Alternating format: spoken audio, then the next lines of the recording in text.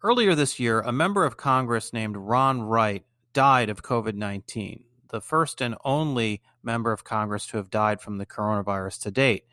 There's now a special election occurring in Texas to name his successor. The woman leading in the polls is actually his widow, Susan Wright. 30 or more people are running to replace Representative Wright along with his widow. We're going to speak to one of those individuals today, Michael Wood. So we've got a lot of people running to replace the former Representative Wright. And Michael Wood, our guest today, is somebody who has carved out an interesting niche in this race. Of the various Republicans who are running, almost all are running to carry the flag of former President Trump. And Michael Wood's taking a different tack. He's saying, well, we got to move on from Trump and go back to the more traditional kind of conservative Republicanism that existed before Trump. I'm going to put up some polling data here so you can see where the race. I will share with you some of the most recent polling data. There's been two sets of polls that have come out in the last several weeks. One comes from Data for Progress, which is a left-leaning organization, and another comes from the Washington Free Beacon, a conservative publication. So you get a sense of what the polls are showing right now. Here we go. So you're going to see now, here is the most recent poll from Data for Progress. As I mentioned, the left-leaning organization. Susan Wright, the widow, is leading the polls by at 22% according to Data for Progress. Next is the leading Democrat, Janelyn Sanchez. Then Jake Ellzey, then Brian Harrison, the former chief of staff of HHS Secretary Alex Azar in the Trump administration, and on down the list, a couple other Democrats. Michael Wood does not appear on this list. The Data for Progress people also polled what will happen is the top two candidates after this May 1 Saturday election will then face each other in a runoff. So Data for Progress did a poll of the two leading candidates, Susan Wright and Janelyn Sanchez, and suggests that the Republican will win. Now I'm going to show you a different poll, which comes from Meeting Street Insights, a polling firm that was commissioned by the Washington Free Beacon.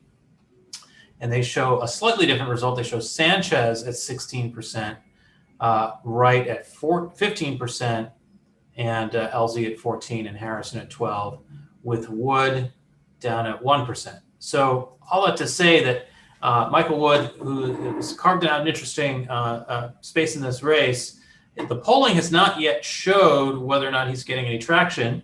So as I mentioned, here's the poll from Data for Progress. Here's the poll from Meeting Street Insights, commissioned by the Washington Free Beacon.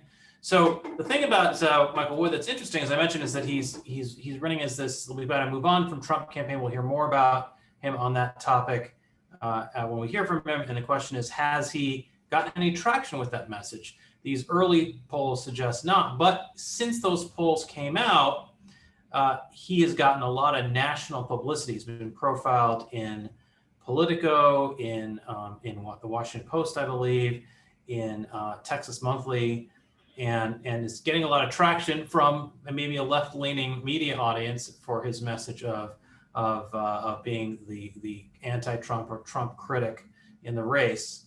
And so we'll see what he thinks about how that's going, what he thinks about the future of the Republican Party, what he thinks the policy challenges are that we ought to be addressing as a country, and that Republicans in particular ought to be facing. All right, welcome. You're a busy guy right now. The election is in 2 days. How are you feeling? Feeling good. It's this is quite a grind. I'm a first-time candidate, and this has been a learning experience from the beginning. But I'm feeling pretty good. I feel like, considering that we started from standing still just about 8 weeks ago, that I'm really proud of what we've been able to put together. What do you think have been the most interesting things you've learned when you've been on the trail? Well, I've been interested in politics for a while. I very much underestimated how much of it revolves around fundraising, how much of it revolves around just dialing for dollars. In terms of politics and policy, I really am more optimistic about the Republican Party than I was whenever I started this. Give me 1 second, hold on. I think that I sort of started this with just a gut level feeling that about 30% of the party was ready to move past Donald Trump. And I think that's been borne out by my experience, even in very Trumpy rooms, very rural counties. I feel like I had about 25% to 30% of people come up to me afterwards and thank me for either saying the things that I've said or I've given them something to think about. So, yeah, I guess the money and the future of the party, those have been the things that I've been most surprised by. Tell us a little bit about the money piece of it. So, I would think that in this day and age where so much of campaigns is digital, it's not so much about TV ads, or maybe I'm wrong. Maybe it's still about TV ads. But tell me, what are the things that cost money that you end up having to raise money to spend on? Yeah, so I think that my amateur point of view on this is that more and more campaigning as the years go by, as the cycles go by, is focused more on the digital. Just because you can target with that, you can get the most bang for your buck out of that. Especially in very expensive media markets like here in Dallas, Fort Worth, and that adds up. And then also the things that have been part of politics for years, like sending out mailers, putting up signs. All those things cost money, and we've been trying to maximize every dollar that we've received, and we're trying to make up for that with just working 12-hour days. I was going door to door, or I jumped onto this call, and I've got a small cadre of very dedicated volunteers that are out there knocking on doors for me right now.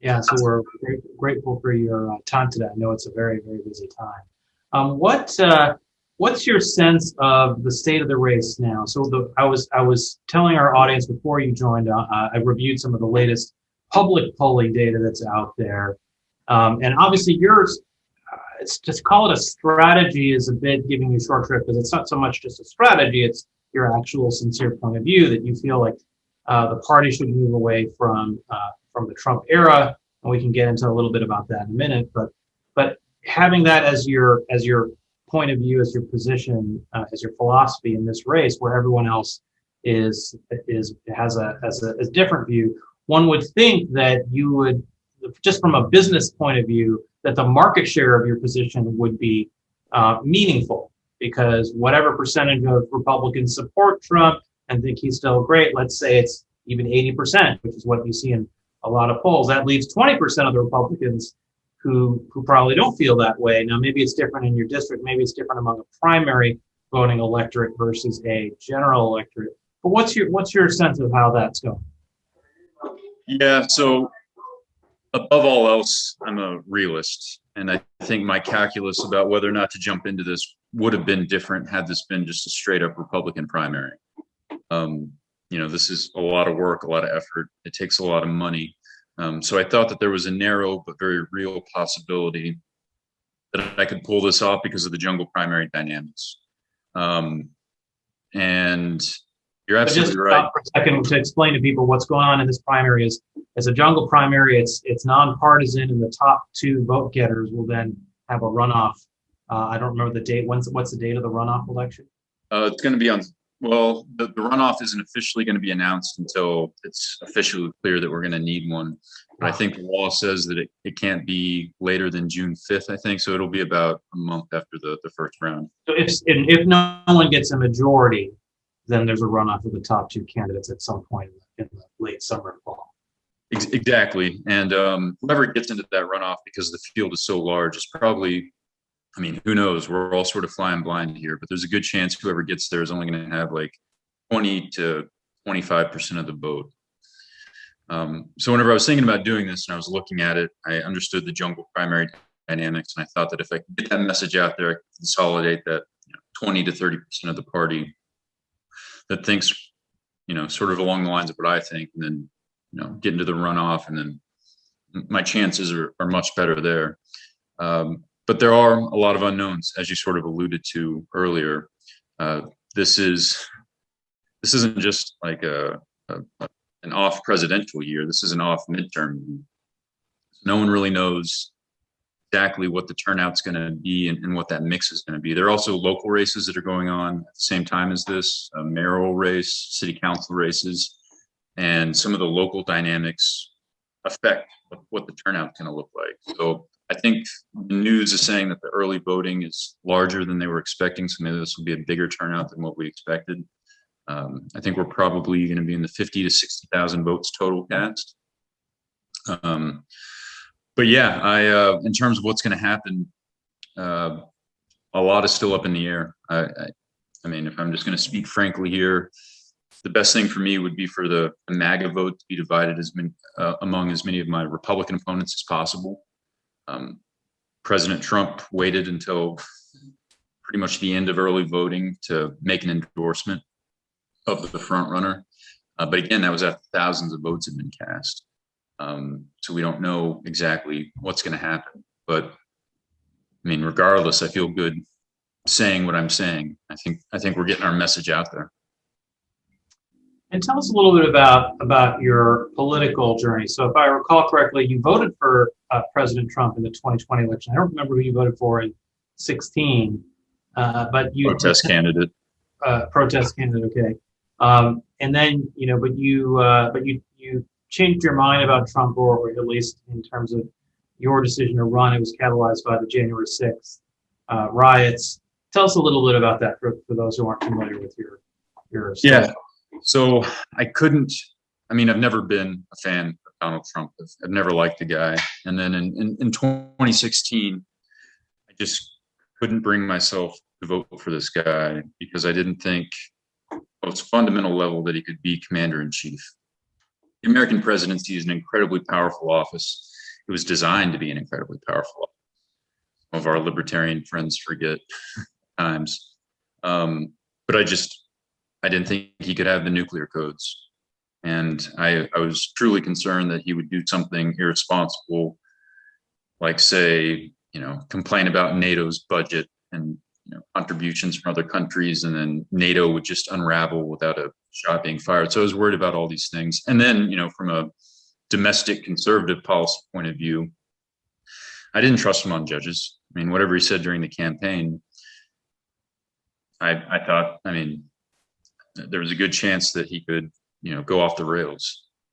But he was elected, and I said, after he was elected, that I would call balls and strikes, and that, if he did good things, I would say they were good things, and if he did bad things, I would say they were bad things. So I do think that he was good on judges. The worst case scenario in terms of his roles as commander-in-chief did not come to pass, nuclear war and whatnot. I think he did some good things on deregulation. And I think he did some good things on the Middle East, specifically on Israel. So you put all that up. And by the way, I just got to put this out there. A lot of the good things that he did were things that he just outsourced.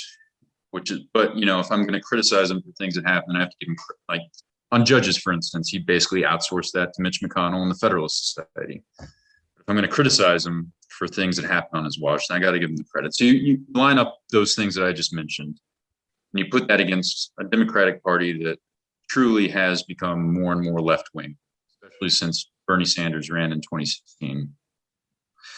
And whenever it came to 2020, it's not like it was an enthusiastic vote. I didn't feel great after it, but I did vote for him in 2020. And then he pretty much immediately did everything he could to make me regret that. January 6th was the worst part of that, but also the big lie, the 2 months leading up to that, where you really worked to undermine the legitimacy of American elections. And January 6th shook me to the core. And then unfortunately, Congressman Wright passed away. This opportunity opened up, and that's why I felt like I had to jump in. Tell me a little bit about, you mentioned some of the foreign policy stuff. You mentioned the judges. What about domestic economic policy? How would you line yourself up in terms of your philosophy to how he performed on that score?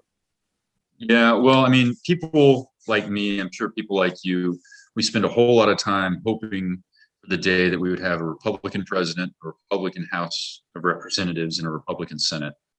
We had all those, and for the most part, I look at it as a lost opportunity. I mean, there's only really, legislation is ultimately what matters. Whenever you look at that, I think you can only point to one major bill that was passed, which was it's called the tax cut bill. But as you know, there was a lot more in that. It wasn't a perfect piece of legislation. I'm truly concerned about spending, but it did a lot of good things in terms of the corporate tax rate, the SALT deductions and whatnot. So all in all, I would have voted for it.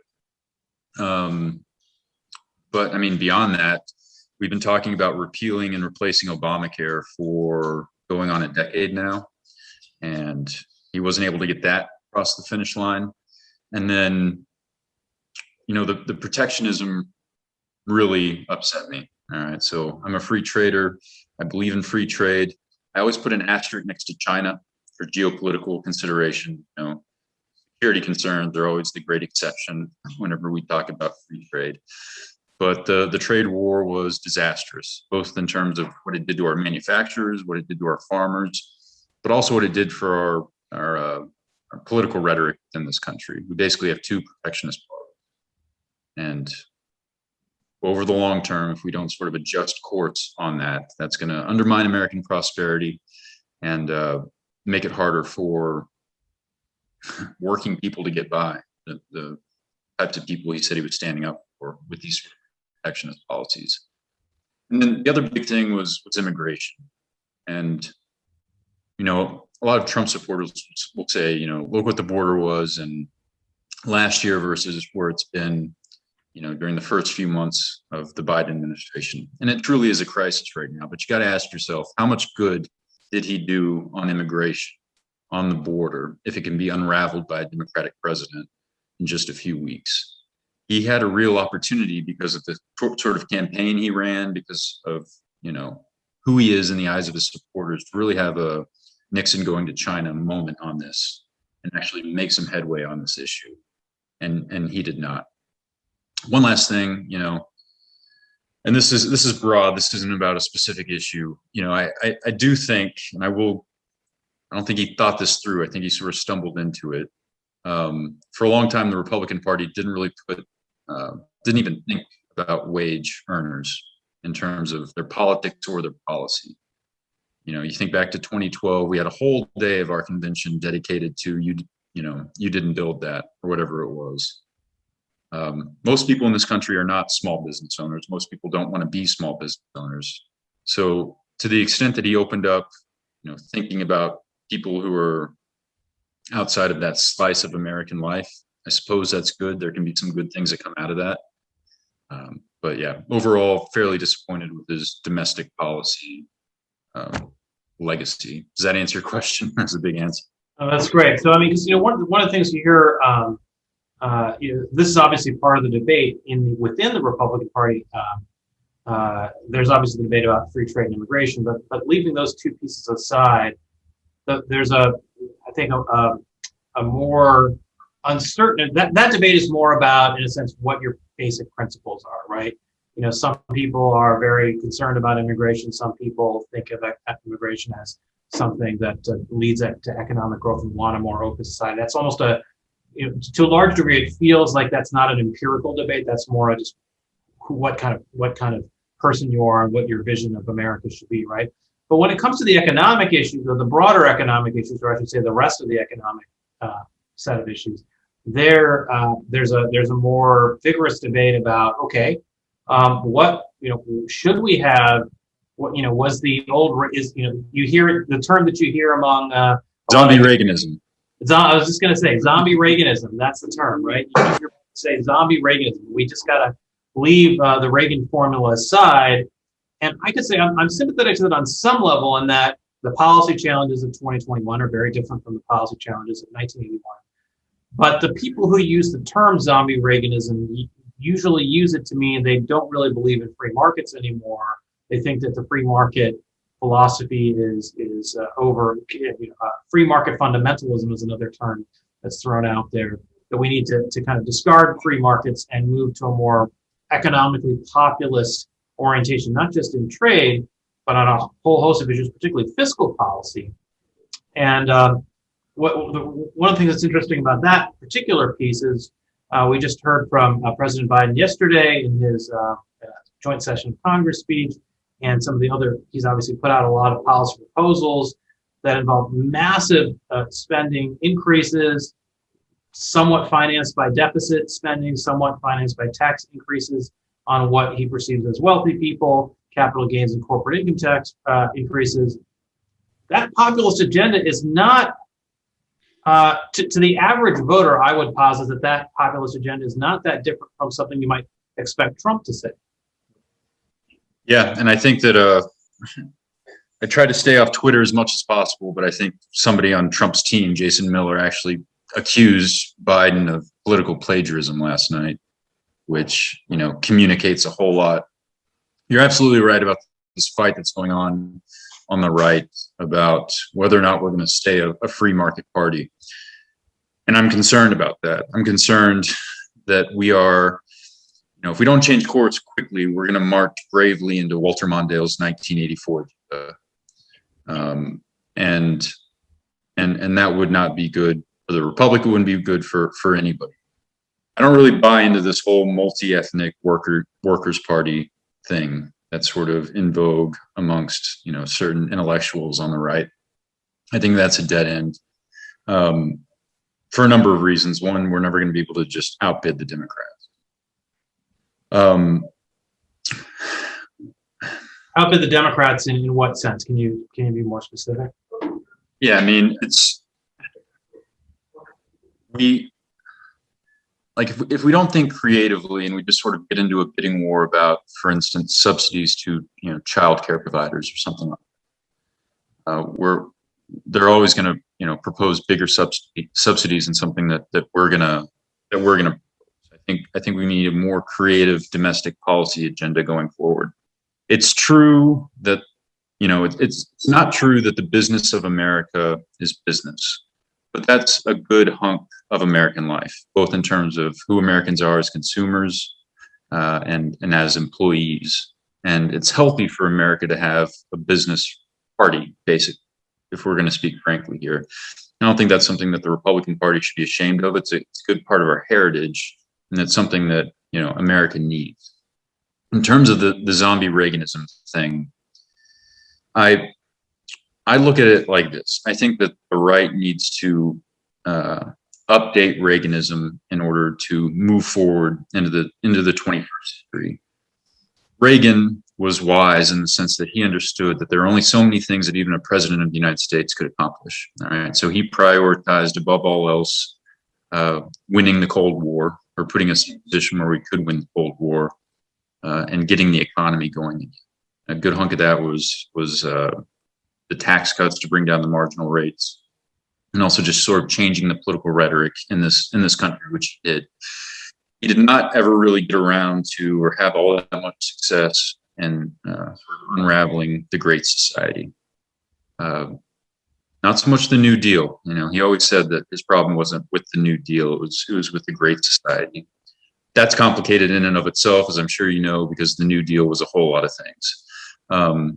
So whenever I think about, you know, the next phase of Reaganism, it's not sort of getting rid of the free market parts of it that he was very good on, but I think the next battle for the Republican Party, especially the policy-minded parts of the Republican Party, is going to be how are we going to adjust the social safety net so that it doesn't bankrupt us, but also so that it can truly promote work and family and these things that we talk about.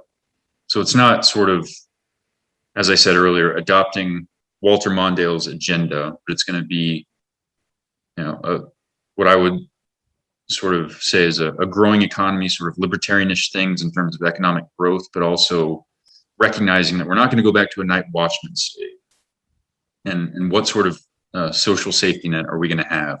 And I think if we can figure that out, we can truly build a governing majority that can win elections and institute these sort of reforms. Where would you say that compared to the pre-Trump conservative Republican full spectrum conservative consensus that I feel like you in general sympathize with. Where would you say you differ or depart from that consensus?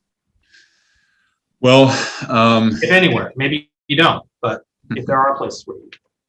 No, if I had to pick one leg of the stool, I'm a lot less hawkish than I used to be. And I think, that comes from just natural evolution. I think a good hunk of it comes out of just my own biography. Tell So us about that. yeah, so I'm still in the Marine Reserves, but I was on active duty for 4 years, infantry officer, 2 deployments to Afghanistan. And that really turned me off. Or I should say, it made me appreciate how difficult, how blunt an instrument the United States military is. All right. So in terms of Afghanistan, I always say we attempted to turn Afghanistan into Connecticut, by which I mean like a thriving liberal democracy, and that did not work. So I'm a lot less confident in the use of American military might to accomplish certain objectives than I used to. But also, as you know, I mean, Reagan's foreign policy, comparing it to something 40 years later, it's like apples and oranges. I will say that I'm much more concerned about China than I used to be from a geopolitical point of view. So I guess in that sense, I'm still sort of hawkish. Tell us. So, what do you think about? So, the President Biden has announced that that the troops will be coming out of Afghanistan by September 11th of this year. What's your take on that announcement? Yeah. So, I mean, first of all, I wish he would have picked a different date. I don't know why he picked that date. I think it was the right move. There are good people on either side of this debate. Congressman Kinzinger and I have become sort of close over this campaign. We disagree on this issue. But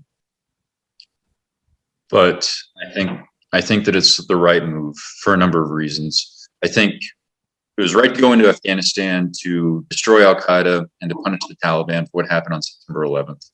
And we've had a very serious case of mission creep over the past 20 years, where we tried to do what I was talking about before, which was democratize or even turn it into a nation, which really it's not. It's very complicated. I think that we can have a robust anti-terror policy without having a significant number of troops on the ground. And one thing that really concerns me is this thing that politicians do, where they try to split the baby, where we would have enough troops there to sort of have a presence, but they wouldn't be able to adequately defend themselves. And we could be put in a situation where they were in a really tough spot. The other thing is, again, to bring it back to China, even a superpower, we are still a superpower, has to make decisions. And I think that we need to adjust our military and our strategic posture to something that's concerned with the Pacific, basically. We've got a question from an audience member named Elliot Kime, and I want to mention to the audience, if you've got questions, feel free to post them in either the chat box or the Q&A box, and we'll try to get through them in the time we have left here. And Elliot asks, isn't it the case that increasing the value of Head Start or funding early childhood, as the example that Elliot brings up, is something that speaks to a broader audience? Are those the kinds of things? Are there things in the, maybe broaden the question to, are there things in the Biden $6 trillion of spending that you support and think we should be doing more? Are there areas we should be spending more? Yeah. So on Head Start, we have the benefit of having sort of decades ago, and any sort of benefit the kids get from these Head Start programs sort of goes away by the time they're in second or third grade. There's basically no difference between kids who are in it and those who weren't. I think that is actually a good example of the sort of policy discussions that I want to start to see on the right. So, is it worthwhile to have, if we agree that daycare is an issue for working people, what are the solutions to that going to be? I think some on the left would just sort of assume that every mother wants to be out in the workforce, and therefore we need to subsidize some sort of childcare. But maybe that's not the case. Maybe we have a more flexible policy where they can decide whether or not, or it makes it easier for them to make the decision whether or not they want to stay at home with the kids or go out to the workforce. There are social benefits, obviously, to working, but there are also social benefits to staying home with the kids whenever they're in those very critical early years. Your broader question about things that I would support, seems like after 5 years, we're finally getting to infrastructure week. And I do think that there's a place for some infrastructure spending in America right now, some things that we can do. I don't think it's anywhere near $2 trillion worth. So I think the Republican counter proposal was somewhere in the $500 billion range. I think that we could actually get that closer to $300 billion spread out over like 10 years, prioritize roads and bridges and true infrastructure things that we want to do.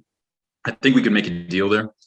I think it's much more expensive and cumbersome to build things in America than it is in Paris, Madrid, or that's been sort of a Republican talking point for a while now. It goes to environmental reviews, it goes to Davis-Bacon, things like that. So I feel like we could give the Democrats their money, get some of these reforms, and move the country closer. I'm trying to think some other things that we had a horrible hailstorm here, which is one of the things that I'm dealing with. So I missed like the middle 75% of the speech because our windows got shattered on our cars. But what were some other things that were proposed? I actually didn't watch the speech myself, so I can't tell you if there were things that were not in his proposal, which was put out earlier in the day. There's a lot of stuff, right? $6 trillion, there's a lot of stuff in it. We actually did a whole webinar on this just the other day. There's stuff on climate and energy. There's stuff on, there's a big chunk of things on home care for people who are in nursing homes that would be funneled through the SEIU, public sector unions. I will say on the I'm sure that in that $6 trillion, there's plenty of money for research and development, and this is something that my thoughts evolved on over the past few years. The typical Republican or conservative response to that is let the private sector take care of that. But I've sort of become convinced that there are certain things that aren't going to be commercialized, but are nonetheless valuable. So companies aren't going to take up these things, but that would be a valuable role for the United States government to take up, investing more in research and development. I think that's something that I could get behind. Our questioner, Elliot Kime, also mentions that we at FREOPP, our scholar, Dan Lips, has proposed converting a bunch of the Head Start dollars into, well, he's proposed a bunch of things, but one of them is converting some of the dollars into education savings accounts that parents could use to fund their own children's educational needs, and including child care. So that's one thing that we've been talking about a fair amount. And so and is that sort of similar to what they did in Arizona? Yeah, in fact, Dan Lips was basically the inventor of education savings accounts, based in Arizona, running he was an executive at the think tank which was involved in some of those ideas. Which reminds me, you are also a former think tank executive. Tell us a little bit about your brief foray into think tank land. Yeah, I mean, it was we started a think tank called the Lone Star Policy Institute. I met you through that, originally in New York. And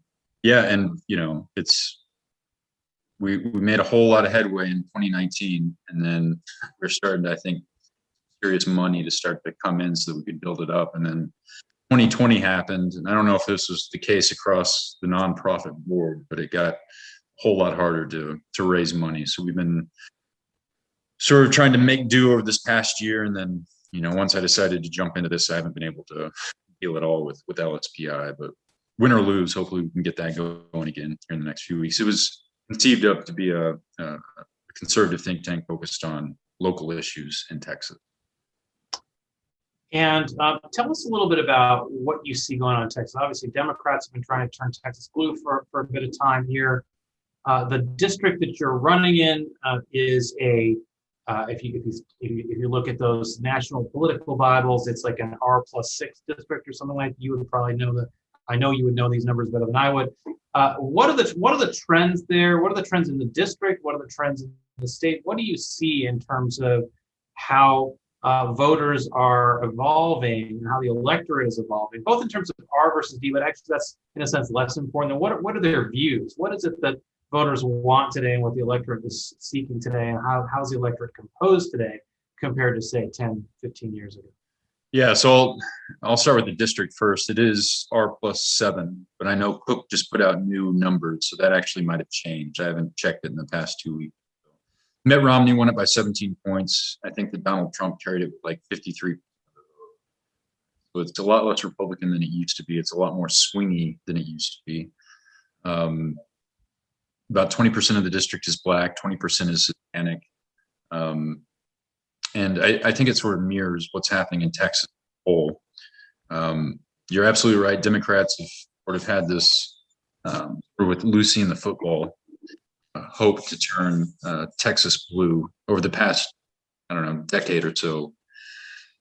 And they haven't been successful, but I think they're getting more successful. And I think that the Republican Party within Texas can't depend on a disorganized Democratic Party for too much longer. There are certain shots that have come across our bow. Like I think in 2018, pretty much every Republican judge in Harris County was kicked out of office. And this is a state that's growing more and more urban and more suburban. And that's exactly where the Republican Party is turning off more and more voters. I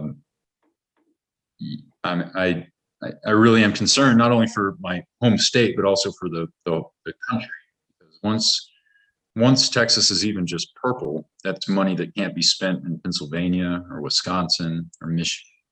And that makes it a whole lot more difficult for Republicans to get power, do the sort of things that I want them to do. For a long time in Texas, the playbook for Republicans was basically seed the cities, stay competitive in the suburbs, and then drive up incredible margins in more rural counties. And that's becoming less and less of a successful playbook with each cycle. So we still see the cities, which I don't like. But, especially college educated voters in the suburbs are less and less likely to be Republican, and the rural areas are relatively smaller and smaller. That's one of the reasons why I'm in this race. If you don't change course, then I think it's been 1994 since a Democrat won statewide here. That's gonna change real soon. Our president of our members of our audience asked, it's a good thing for the Republican Party to consider how to speak to a broader audience of economic interest, but as you know, as you've stated, business and small business in particular for his question are important drivers of the economy. How does your experience as an entrepreneur and as a small business owner inform your thinking about economic opportunity? What have you learned about owning a business during COVID? Yeah, so everything is, there's whenever you sign the front of paychecks, you just feel all sorts of new pressures. Not just to keep the business going, but also for the employees that have been loyal. You want to look out for them. You feel some sort of responsibility to their families. It's, government regulations and unnecessary government regulations truly do trickle down to small businesses and really gum up what they're trying to do and make it harder and harder to make a profit margin.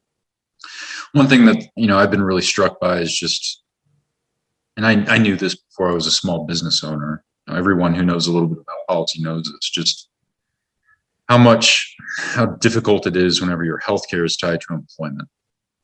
And, that comes out of historical sort of accidents that we had in this country coming out of World War II and whatnot.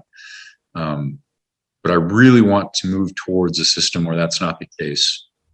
Where it's not the case in terms of, just like it's not the case in terms of your car insurance or your home insurance, because small businesses really do struggle. They seem to be struggling more and more to provide the health insurance they want for their employees. That's just it's beyond the public policy part of it. It's very frustrating as a small business owner to find something that's affordable, but also that, you know, takes care of your people. What do you expect to be the issues that you focus on if you get to become a member of Congress? Do you have areas that you want to specialize in? Yeah, you know, whenever you talk to people who get to Congress, they say, don't try to be a generalist, just be a specialist. I don't know if I can resist the temptation, but you know, first of all, my military experience, I think, gives me certain insights into military policy and military structure. So I'd like to be involved in that. Also, you know, veterans issues and whatnot. Something we haven't really talked about here. It's, you know, I'm really concerned about the administrative state, which conservatives have been concerned about for a long, long time. But I feel like that's something that the right needs to focus on more. So for decades, we did the right thing in terms of the judiciary, right? So we recognized what was happening with the judiciary. So we developed institutions, we developed vocabulary, we developed political strategy, and we got an originalist majority on the Supreme Court now, at least until they pack it with 20 justices or whatever they're going to do. I feel like the next step in conservative thinking has to be in terms of legislative power and putting the legislative branch at the center of our American system. A good part of that is clawing back from the administrative state certain powers that have been delegated to it, strangely enough, by the legislature itself.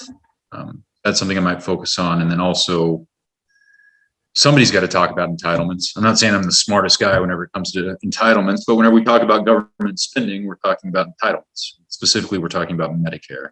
Nobody on the right's talking about this, not since Paul Ryan. And so, you know, I feel like I'm just going to stand up and make them talk about it. Well, a Medicare hospital trust fund is going to run out of money in just a couple of years here. So I think it's going to be an active subject of conversation soon. Medicare is one of those things that's impossible to ignore forever. It's kind of like what we used to say about the war on terror. Terrorism finds you, entitlement spending finds you too. And they're connected, because if we can't pay our bills at home, it's hard to do a lot of things internationally that we want to do for our country. Well, listen, Michael, we run out of time here for this particular conversation. I know you've got a lot of work to do for your election on Saturday. So best of luck on Saturday. And I hope we can talk again afterwards, after you've caught your breath, and we can catch up on what you've learned and your outlook for the rest of the year. Thank you so much. I really enjoyed this. Thanks a lot, Michael.